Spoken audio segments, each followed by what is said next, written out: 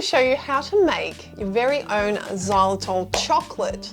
It is sugar-free, it's healthy for you, it's great for your teeth, it's great for your kids' teeth, and it uses coconut oil, extra virgin coconut oil, which makes it even healthier. So the first thing we're going to do is we're going to grind up the xylitol. We're going to have to scoop out 7 tablespoons of this to go into our little pot. So we're going to need 5 tablespoons of cocoa,